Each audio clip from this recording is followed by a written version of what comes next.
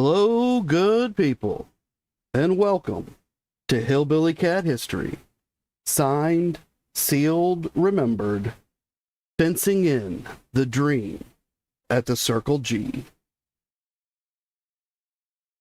And in the past few episodes, we've been on the Circle G, and we've heard how Elvis has brought in trailers because he couldn't build the mansion that he wanted to, because he couldn't encircle that mansion with houses and land for his friends, but he could buy them all trailers, and he could get a little bit closer to the dream. And that's what he did. And then he started buying trucks. And he gave everybody a truck. Just like he put everybody into cowboy outfits. And he gave everybody a horse. And he bought a whole bunch of cattle so that they could all be cattle ranchers and horse riders and truck drivers together. Hello, Marion. Thank you so much for coming. Appreciate seeing you here. Hi, Terry. Thank you so much for coming. Appreciate seeing you here too. And today we're going to start with a song that I wrote about the Circle G that brings together the cowboy clothing and the things that he was doing on the ranch and all his dreams. And I call it Threads and Dreams.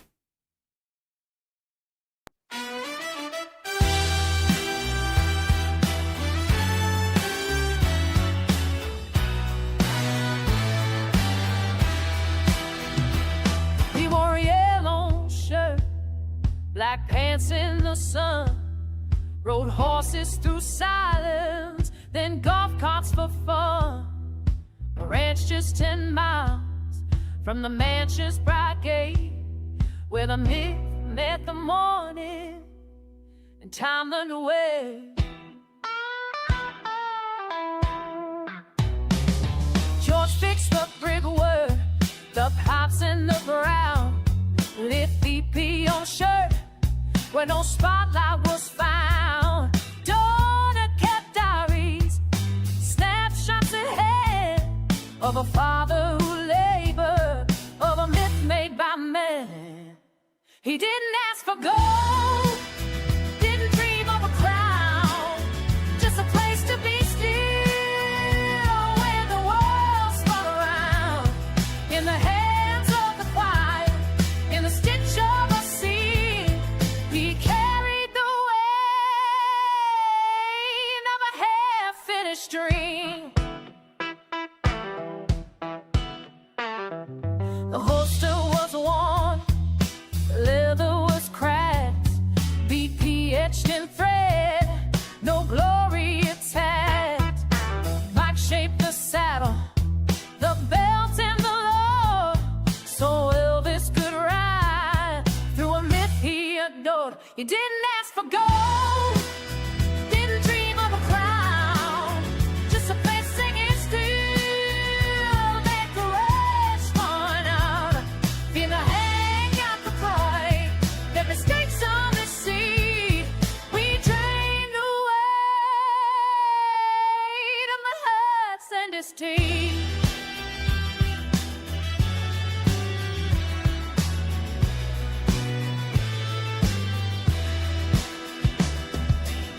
Snowstorms in March to fairgrounds at night. He chased peace in motion and shadow and light.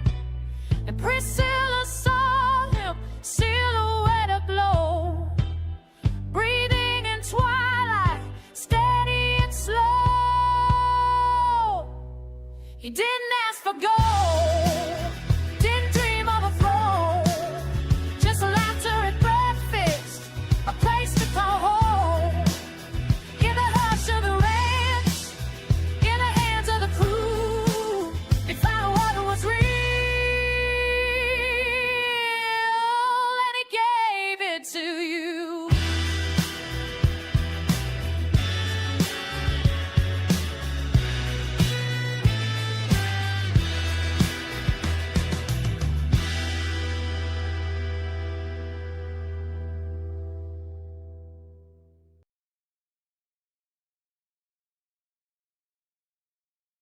Thank you for gathering here at Hillbilly Cat History, where we remember together and listen for the echoes. And today, we're going to be fencing in the dream at the Circle G. Hi, Anna. Thank you so much for coming. Appreciate seeing you here. And thank you all for the compliments about the song. It was a brand new one, just for us today. I'm sure we'll hear it again in the future, though. And today, we're going to start with Becky Yancey, who is the secretary who works with Vernon Presley in the office at Graceland, which is out next to the little storage area where Elvis and the guys used to shoot their guns. And in that storage area, up in the corner, there used to be a bunch of junk that hung there that looked like a couple of old bicycle wheels and some other bicycle debris. And some smart people from YouTube figured out that that was actually Elvis's bike, his bicycle from when he was a kid. And it's since been refurbished by Graceland. It's on display. You can go out there and see it now if you go to Graceland. But in the office next to it, where Vernon and Donna Presley worked at a period of time, and Patsy Presley, who is Elvis's double first cousin, and Becky Yancey, and several other people used to work in that office, and they could see out the picture window to the meditation garden that Marty Lacker's brother-in-law had designed and had built for Elvis. And Becky Yancey says that at Circle G, fans began showing up. The more timid stood with their faces pressed against the sturdy chain-link fence surrounding the property.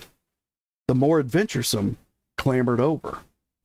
Fans could sit in their cars or walk to the fence and watch Elvis as he moved between the houses and the long horse stables. So people could see Elvis as he was walking around on his new property. He wanted some more privacy than that. Hi, Lorna. Thank you so much for coming. Appreciate seeing you here. And on the side of the truck that we can see now, with Elvis driving, this is the Dodge double cab that's in all of these stories that he was in when they saw the cross, that triggered Elvis as a symbol, as a sign that he needed to buy the Circle G. It's got his horse painted on the side, the rising sun. This is the truck that he's driving around at the Circle G, down roads that look a lot like the one that we're looking at on screen right now.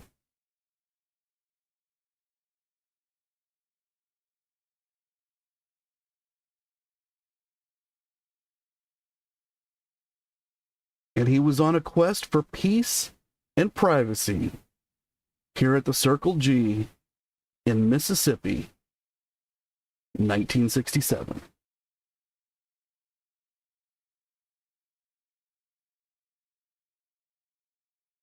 And this was a mystical Mississippi retreat because he discovered serenity at Twinkletown Farm, which is what this area of land was called before Elvis bought it, renamed it to the Circle G Ranch. Although that name was technically taken by a ranch in Texas. So technically, Elvis named it the Flying G Ranch. And that's why it has wings on the side of the symbol. And there's controversy about why it's got a G. But George Klein swears that it's because Alan Fortas suggested naming it G for Gladys. And Alan was a friend of Gladys's. He had coffee with her many, many times. And she asked him to take care of Elvis. And here on the ranch, Elvis envisioned a simple community life away from superstardom a place where he could reset. And we've looked in the past episodes at all of the different stressors and things that are happening in his life, changes that are beyond his control, changes that, in some instances, he's had to agree to, that he has to support. But here, he can do what he wants to. He can be the king, the true king on this ranch. And he wants to set it up the way he wants it, like a king, but then he wants to share it. And he wants everybody to be an equal while they're here, once he's got it where he needs it to be. And Jerry Schilling says, I know it was mystical to him because this was a time when Elvis was doing a lot of spiritual reading. And in a few episodes, or maybe sooner, that's going to come to a head. And it's going to involve Larry Geller. It's going to involve a big incident. It's going to involve a bunch of changes for the guys. And it's going to involve these books that Elvis has been reading. But that's next month, because we're still in February, possibly early March. And that's still the same month that Elvis bought the Circle G Ranch.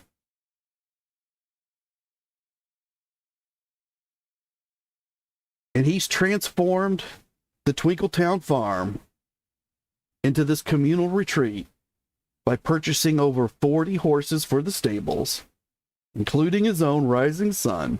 Now, he moved at least 17 of these from over at Graceland, because Graceland was overcrowded with horses.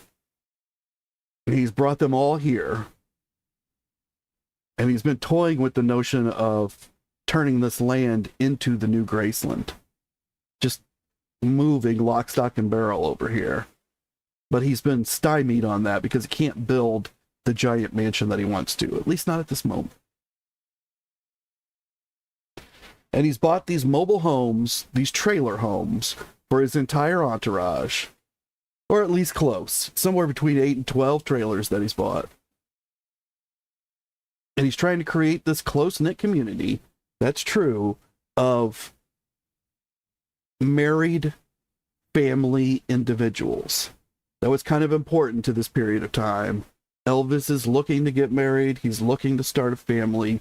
He is surrounding himself with others who already display those traits, who are already moving through those experiences so that they can all move through them together and he can have support.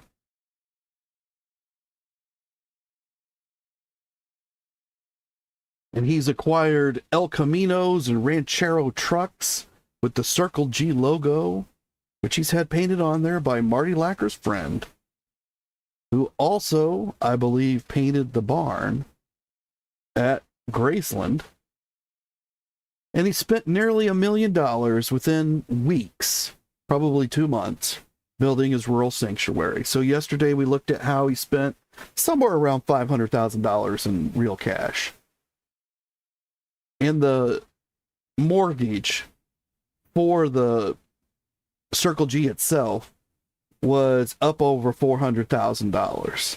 So you add the two together, you're at pretty much $1 million. Now, hard cash out of his pocket at this moment, probably under $500,000. But it's still a lot of money. But as we discussed yesterday, Elvis is a rich man, and even $1 million might cause a cash flow crimp. But it's not putting him in jeopardy of losing everything. This isn't like the situations we see with superstars today, where they're always on the verge. And I'm thinking like maybe Michael Jackson or MC Hammer or there's so many more of them that we could probably name. Even James Brown who knew Elvis and was friends with Elvis. They have had total financial collapses, but Elvis never got anywhere close to that, and $1 million wasn't bringing him close to that. That's about what he made on one movie.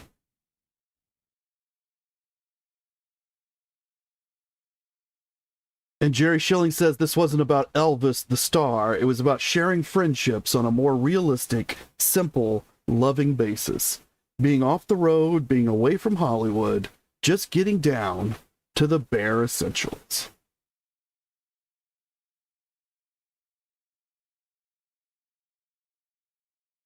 But as Becky Yancey has told us, the fans are showing up. They're at the gates. It's not now the retreat that he wanted it to be, because now it's like Graceland. There's a bunch of fans at the gates, and some of them are climbing over. Same reason that he had to put in security at Graceland. These fans like to get inside the gates.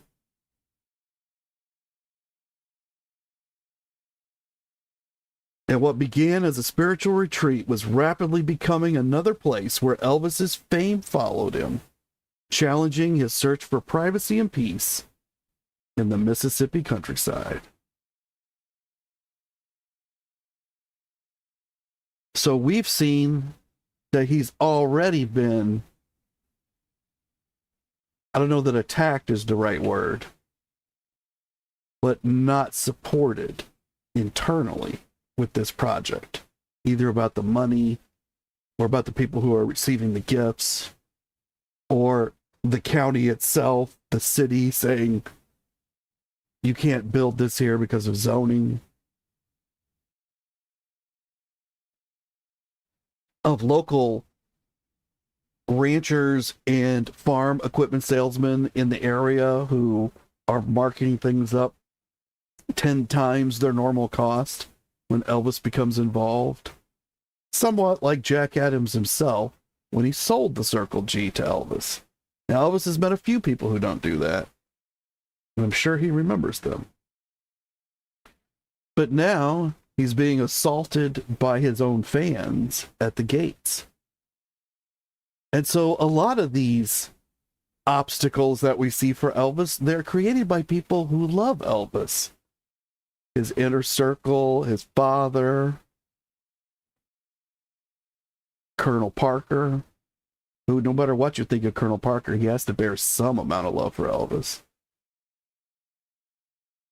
It's not really like the studios that are causing him the problem. They already made these contracts. And they're not really insisting directly to him. Any communication they have is through Colonel Parker. RCA is not bothering him, because again, that would go through Colonel Parker. But there are no real demands coming out of those sides other than, hey, we got this contract, we need to get to work.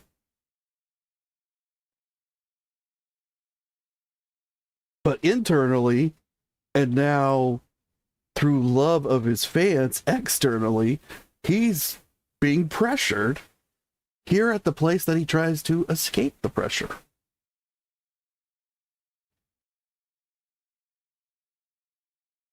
And so this led to an escalating series of barriers that he put up around the Circle G. And Lamar Fike says that darn wooden fence he put up at the front of the house against the cyclone fence cost God knows what.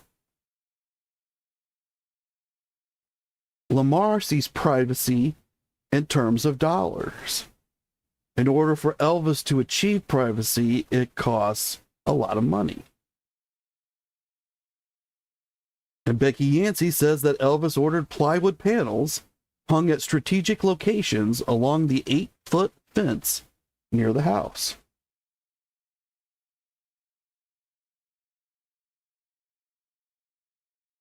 So at first, Elvis thinks, you know what, we'll hang up these plywood pieces. And then that'll stop them from being able to see. And we'll just put up some wood that's just barely taller than the fence. They won't be able to see through the fence, and these taller pieces, that'll block them strategically. And then I'll have privacy. But that didn't actually work. And he ended up erecting 15-foot high cypress walls for complete privacy. So the fans are very persistent about kind of butting in here to get into Elvis's private retreat. And Albert Goldman says, once the fans got wind of their hero's change of venue, they came flocking down to the ranch in great numbers and made a nuisance of themselves by standing around the gate or even climbing over the 5-foot fence to check out the action at close quarters. Elvis had hoped to have more, not less privacy at his commune.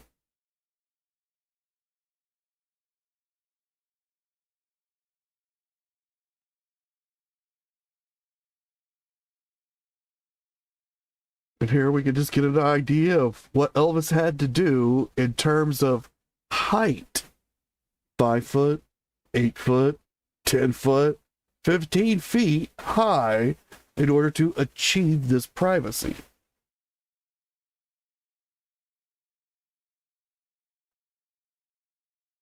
So he really had to almost block out the sun in order for his fans not to be able to see him in his private moments. And the way Albert Goldman describes it is that Elvis waved the magic wand again, and overnight, 15-foot walls of cypress were erected along the borders of the property to shut off the view of the goings-on inside the ranch.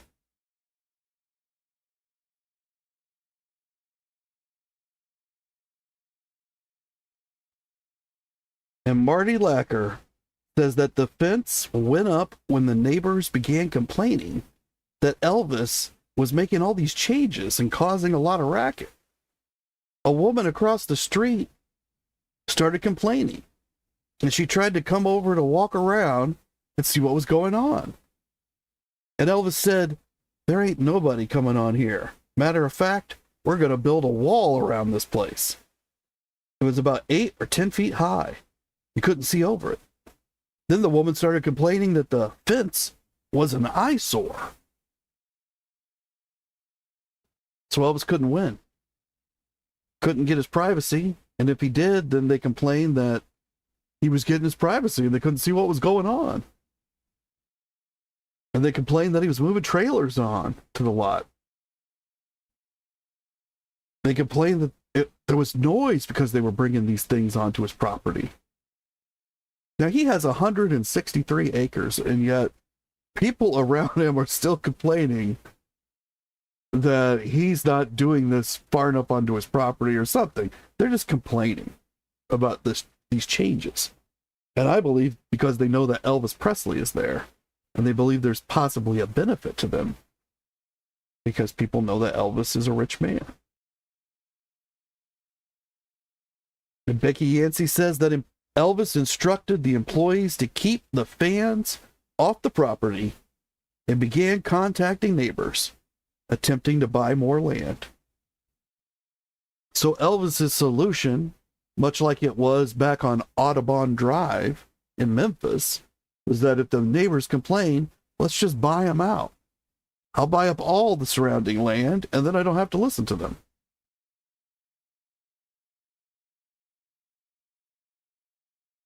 Marty Lacker was in on this plan. He says Elvis called Alan Fortas and me in and said, "Forget those damn neighbors. To heck with those sons of guns. Moon, find out how much their properties are appraised for, and you and Alan see if you can't get them to sell to me." The pastor who lived across the road asked for more than double what his property was worth. Alan and Marty, whose nickname is Moon because of his bald head, which resembles a moon. Marty and Alan, they go out to the neighbors. They try to get them to sell to Elvis.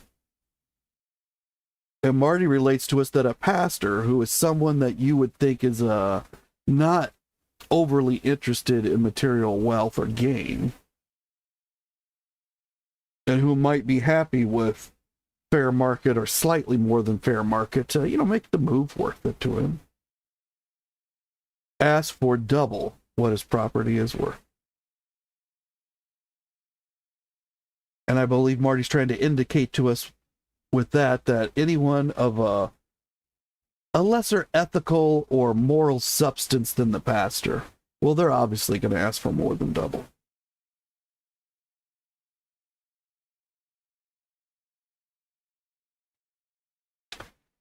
Lorna says that poor Elvis couldn't win. That's right. And Marion says that sounds terrible. Things all went against the ranch. Terry agrees with both. And Becky Yancey, she says that no one would sell. So Elvis wasn't able to buy any of that property around him. Fitz still went up, though. So, I'm not sure they accomplished anything, but Elvis was aware that his neighbors were complaining about him.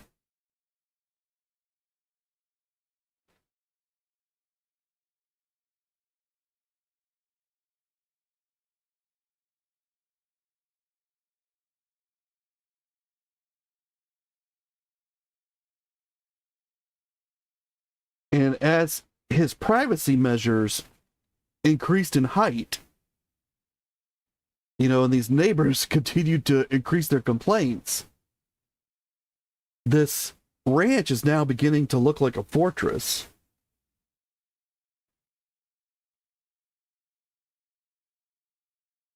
And the neighbors began to build their own observation decks to get above the fence line so they can still see Elvis and what he's doing. And Gary Pepper, he was asked if it was true that Alan Fortas talked impolitely to a newspaper reporter and photographer at the ranch when they tried to interview Elvis. And Gary said, "Well, there are always two sides to everything. The newspaper only printed one side. I feel that had I been in Alan's position and something derogatory about Elvis had been said, I would have reacted as he did. In the first place, the interview was not prearranged. They were not expected for an interview and pictures. But since they wormed their way into the grounds, Elvis talked to them and answered all their questions until they asked to go inside the house and talk. And he politely explained that he had something else that he had to attend to. And Alan would answer any of their further questions, as he was ranch manager. So you could draw your own conclusions. As for me, I'm with Alan. He was protecting the boss. I mention this because of so much mail about it to me."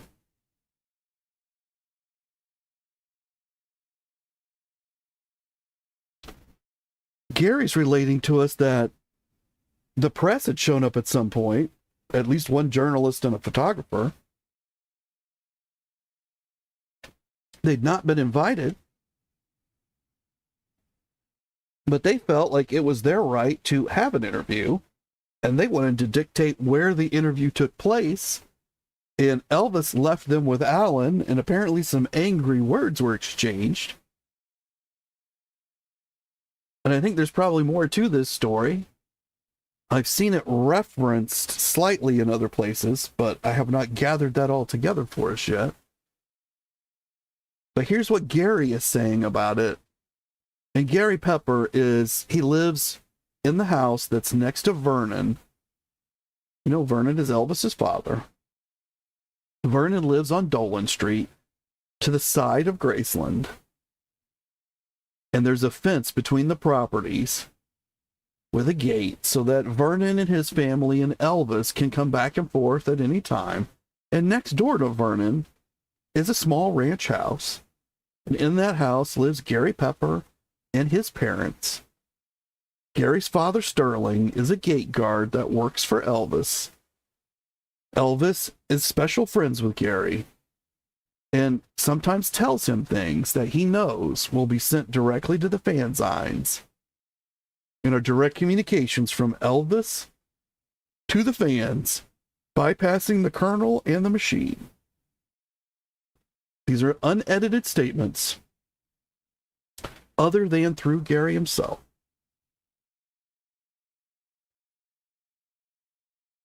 And Terry saying that Elvis has the right to privacy, that it's a fact. And there is agreement in the chat, but he wasn't getting it. And these newspaper guys felt that they could burst in at any time they wanted. And Gary says, "No, I'm with Alan." But he'd gotten a lot of mail, so this had gotten around.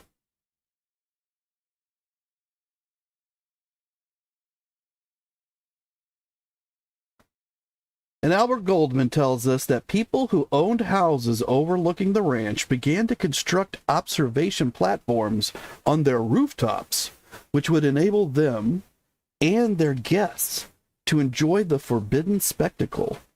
Soon, Elvis was dismayed to discover that every move he made was subject to scrutiny from observers with field glasses, telescopes, and photographers with telescopic lenses. So it's not just the press, it's the supposed fans, or at least busybodies who really want to see Elvis, and they've purchased some equipment and gone to some expense because they're building decks and they've got fancy photography equipment.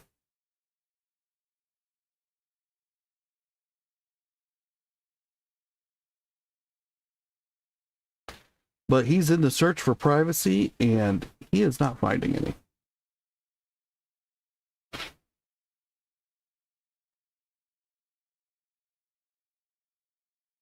His staff and his close friends, they've tried to form this protective circle. And that's kind of how Alan gets caught in the middle of one of these events. Because he's there to take on those reporters when Elvis has to turn his back and walk away. Because they're rude. And the staff at the ranch has to be instructed, along with those guards that he's brought over from Graceland. You got to keep the fans off the property. And Alan's got to, as ranch manager, handle that media and any of those unwanted visitors. He's got to be point man on this security, making sure that no one's getting on this ranch that's not supposed to be there. Because there is a certain amount of activity that's going to have to occur on the ranch. Deliveries have to be made. The vet's going to have to come and go.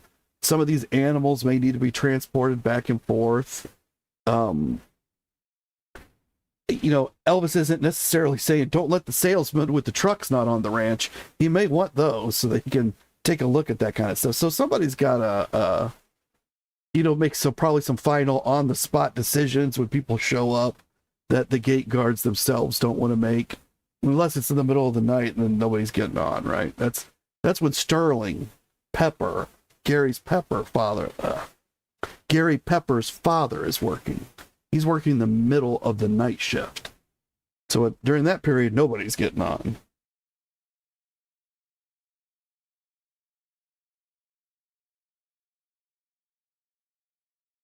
And so these fences are representing more than privacy for Elvis. They're his quest for authenticity away from Hollywood's demands. He's trying to be who he is. And he doesn't want to necessarily broadcast that to the public because they may not be kind about it. It may not be what his fans expect. He's not doing anything crazy out here on the ranch, but anything that I think would get him into social trouble. But at the same time, he wants a private life. Just like everybody else, he wants to be private when he wants to be private.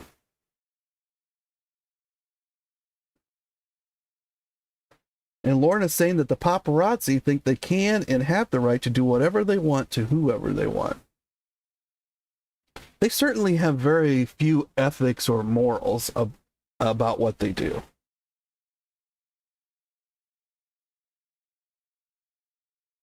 And here in this country, there's a freedom of the press excuse that's used quite often.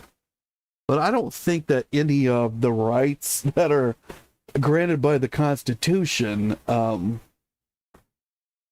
they relieve anybody of the right of their own personal responsibilities for, morals and ethics. That these are additional freedoms granted to that, but they have to be used morally and ethically. Otherwise, those unalienable rights become alienable because you've alienated them from yourself. And this paparazzi, I think, over the last 60 or 70 years has... if you go way back to before the turn of the 20th century, There was a lot of mean, nasty stuff in newspapers. They were very mean to each other in these newspapers, and they printed a lot of mean stuff. And I'm not sure that we've ever grown beyond that, I think is what I'm trying to say. And Terry says that the paparazzi are like sniffer dogs. Yes. And once they get a hold of you, they will not let go. But it wasn't all terrible for Elvis. The ranch provided a space for spiritual exploration during a period of deep personal searching, so we've heard Jerry say that he was reading the spiritual books during this time. Haven't heard Larry talk about it much, and we're going to learn why real soon. But despite rising barriers, the Circle G offered rare moments of genuine community for Elvis and his friends, like the barbecues, the potlucks, the picnics, the horse riding. Elvis and Priscilla and Jerry and his wife Sandy all got to witness the birth of a calf. Others got to witness the birth of other animals in the stables or the barns. So this is a place of life, a place of renewal. It's a little fraying at the edges already, though. And there's a tension underneath from the people that are there. But Red West remembered a large tractor Elvis bought for the ranch. And Red says, we would put a saddle on the tractor and ride it around like madmen. Often a rider would get bucked off the saddle, and we would all have to run after the tractor, which had suddenly become a driverless, runaway machine. We were all pilled up and slightly crazy. But there was nothing bad going down. If ever we were Elvis's disciples, then it was during that time, just before he married Priscilla. Priscilla seemed to love the action. She liked all the boys. A lot of stuff in that particular comment. Red says we'd put a saddle on the tractor. So I believe he's talking about a tractor that has like a long snout on it at the front, and you drive it from a seat that's at the very rear of the tractor. Pretty standard kind of tractor back then. I think he's saying that they put a saddle on that long snout. And then I'm assuming you had to face the steering wheel, which is towards the back. You'd be facing the rear of the tractor. And then you would have to steer, and of course it's bumpy because you're steering backwards. And then it's like trying to ride a bucking bronco, and eventually you get knocked off. But because they've hooked up the tractor in some way to keep the acceleration running, the tractor's still going. Which means you could have run over your leg and broke it off or something. So this is a dangerous game. And then others run after it and get on and turn it off. That is a dangerous game as well. This machine, it's not going to care if it runs you over, and it's not going to stop. So this is a dangerous game that they're playing. Not so dangerous that any of them got hurt, apparently. And it's not something that I imagine many farm boys haven't done. I imagine just about everybody who's ever run a tractor for a little while probably did something like this. But then he says we were all pilled up and slightly crazy. So Red here is saying that all of these guys who are participating in this event of the tractor, which is presumably everybody, that they're all taking pills. That if pills are being taken, this is not an Elvis-only activity. Others on the ranch are taking pills. And they're slightly crazy, but there was nothing bad going down. So I think Red's also trying to indicate that the pills are enhancing their experience. They're being used recreationally, but they're not being abused, maybe is what he's trying to tell us, that the abuse isn't terrible abuse. But he is putting himself right in this. He doesn't say I, but he does say we were all pilled up, which is a slight abdication of personal responsibility, but he does put himself in the middle of these events. He is doing this as well. It's not just Elvis. It's not necessarily even Elvis at all. It's whoever is we were all. And that doesn't necessarily include Elvis, although I'm sure it was Elvis at times previous to this point, and maybe even now. So we can't just overlook that, but at the same time, I don't think any of them are doing something that they feel is illegal. These are pills, these aren't street drugs. And as we've heard Alan Fortas tell us, he has his own doctor. He's going to Dr. Nick and getting these drugs on his own. I mean, he doesn't say he's getting drugs from Dr. Nick, but he has his own doctor. George Klein, also a patient of Dr. Nick, has his own doctor.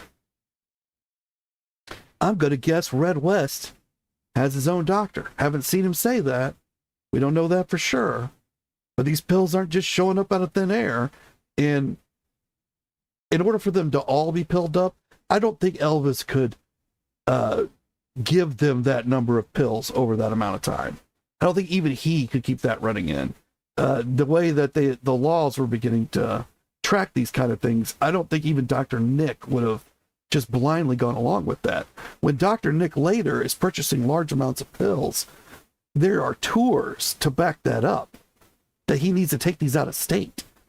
In this case, I mean, we're in Mississippi, so maybe there's an out-of-state argument to be had, but he just met Dr. Nick, and none of that's going to fly. So there are other doctors involved. They're all going to them. They're all receiving their own pills, and they're all using them here on the ranch to enhance the experience. And Jerry Schilling says, what I loved about Elvis was he wasn't a guy in a lot of the movies just walking around singing a song, smiling all the time. He was a very thinking type of person, a very searching type of person. So even while they're doing these things out here on the ranch, and Elvis is escaping his responsibilities, at least mentally, for a short period of time, he's also still searching for something that he's looking for in these books. Although at this point in time, he's not focused on the books. He's focused on the ranch. He's kind of moved past the books for a little while, and he's going to circle back to them. But at this moment in time, it's not really reading them, I don't believe. Doesn't really have time for that.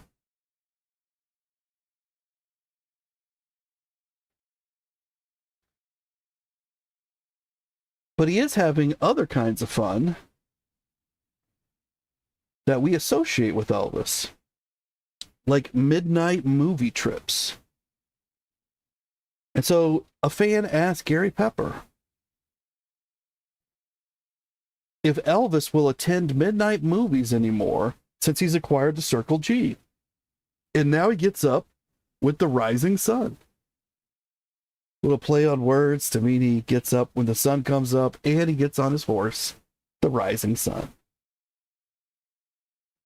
And Gary responds, this remains to be seen, as Elvis is a very unpredictable person.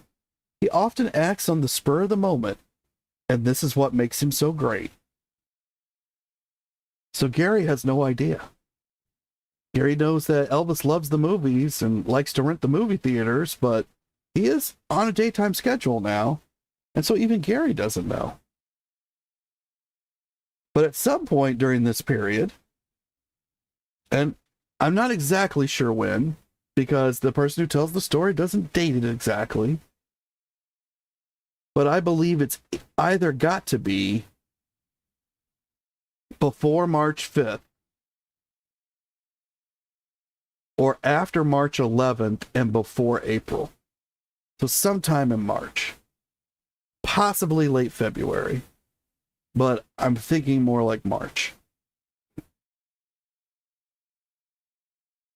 And in this story that we're going to hear from Joe Esposito, Jerry Schilling has invited a special guest.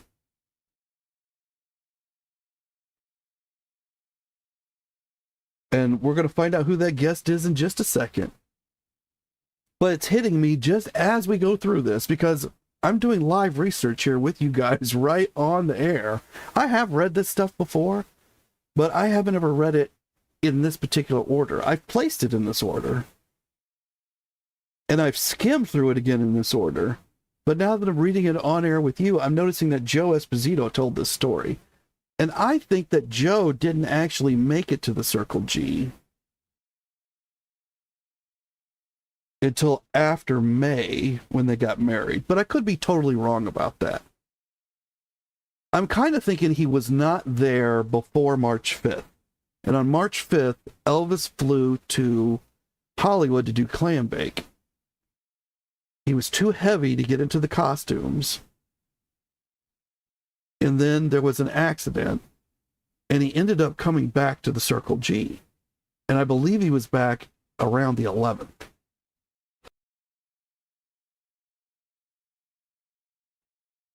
And unsupported by research at this moment, just based on my general knowledge of the guys, I think Joe was living in California at this point in time.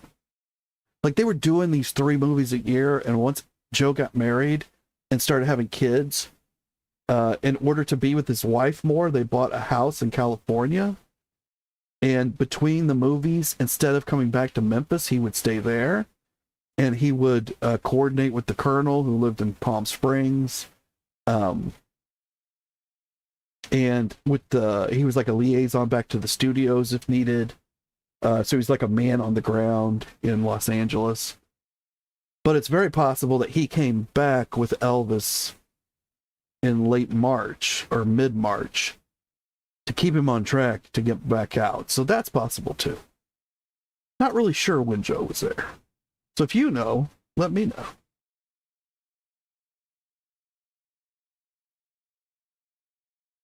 And always feel free to comment and let me know your opinions about everything, because a lot of this is just my opinions. I show you the source material. We see what people actually said. We look at real documents. We look at facts, things that we can nail down to certain dates. And we try to fit those stories into it. We've got to make some assumptions somewhere. But if your assumptions are different, feel free to put it in the comments, put it in the chat. Let me know about it.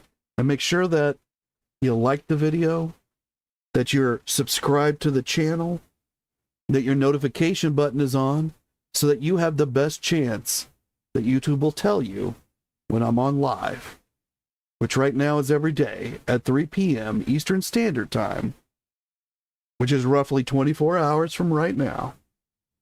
So you don't even have to translate it into your own time zone. Whatever hour this is where you're at, that's when I'll be on again tomorrow. So be sure to join us here at Hillbilly Cat History, and to tell all your friends who love Elvis all about Hillbilly Cat History so they can join as well. And if you haven't checked out all of the videos and live stream replays that are available on the channel, there's over 100 now.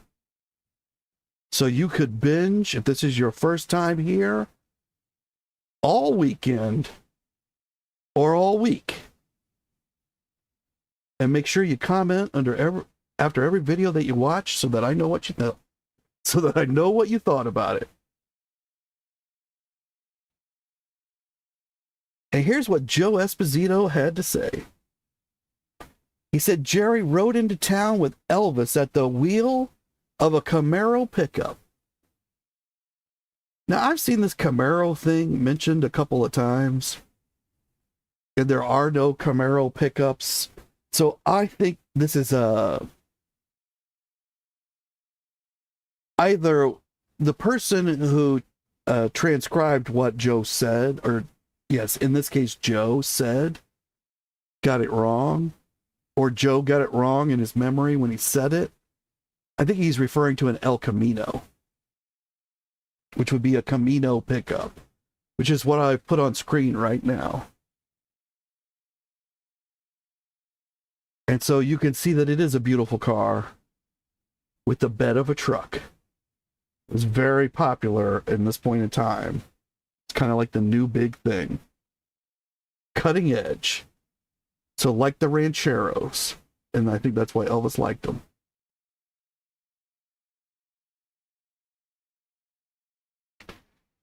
But Joe says that Jerry Schilling rode into town with Elvis at the wheel of an El Camino pickup. He was wearing his cowboy hat, and because it was winter, his sheepskin ranch hand coat. Well, there's another time clue. It's Joe, but it really seems like it's March, which I think dates it to after his return from Clambake. But his sheepskin ranch hand coat. On the way, Jerry Schilling nervously reminded Elvis of his promise. Elvis, do you remember Eric Clapton, the guy I was telling you about? He'll be coming here to be introduced to you. Fine, Elvis said. When our pickup truck procession pulled up in the back of the movie theater, 2 limousines were waiting. So Joe is telling us that there's more than one pickup truck. They've got a little procession of them. There's probably 3, 4, 5 that are with Elvis at this moment in time.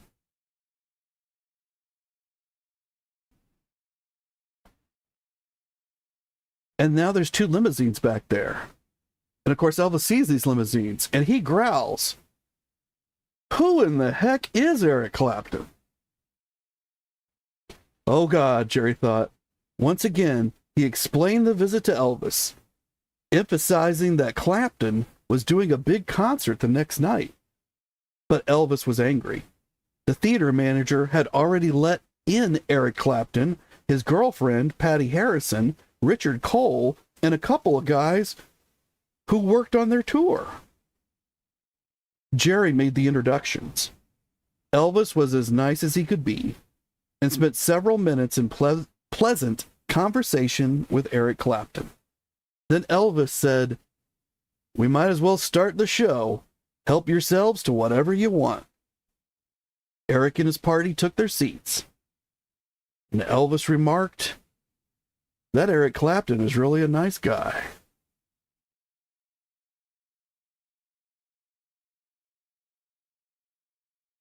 So there's a story about a time that Elvis Presley met who we now see as a legend in rock and roll, Eric Clapton.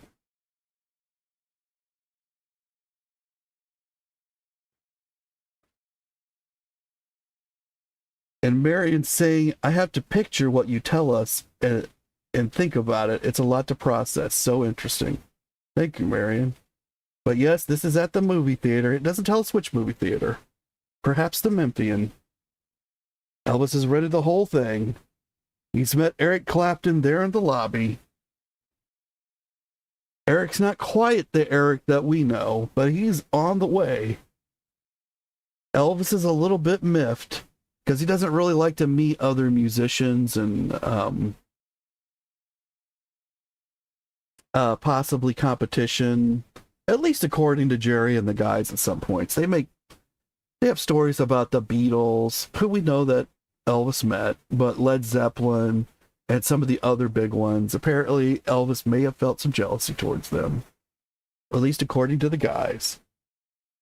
And so he doesn't seem to have been super happy to meet Eric. But then at the end, he says that Eric Clapton, he's really a nice guy.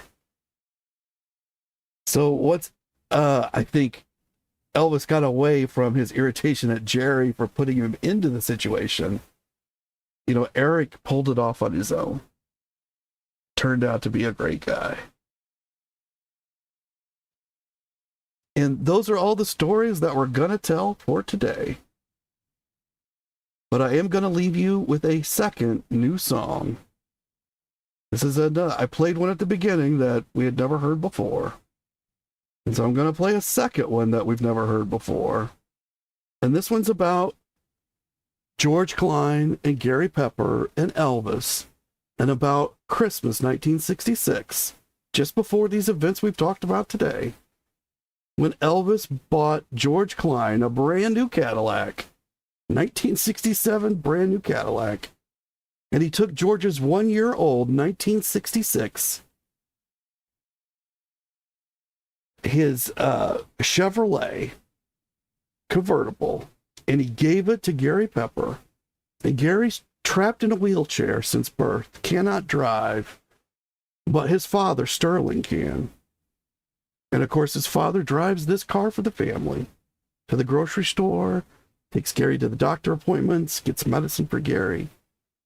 All those necessary things in the most beautiful car they'd ever had. And that's what this song is about, that I call Trust in Motion.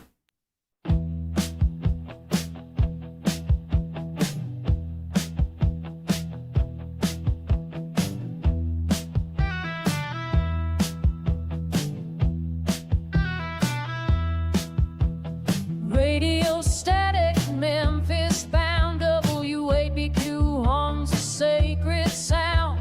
Green, green grass, again and again. The DJ's risk for a loyal friend. Elvis smiles, no words exchanged, just a test of love on a range. Keys in the dark, showroom and glow. A Cadillac waits in a silent show. Merry Christmas, GK said. A yellow chariot, tears on shade. What's fame and fortune worth, my friend, if it's not something we can lend?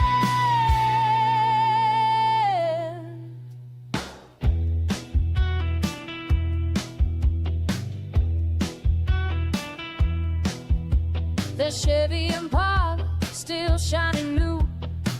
Passed from blind to the Circle G crew. Gary Pepper wheels instead of rails. Rode the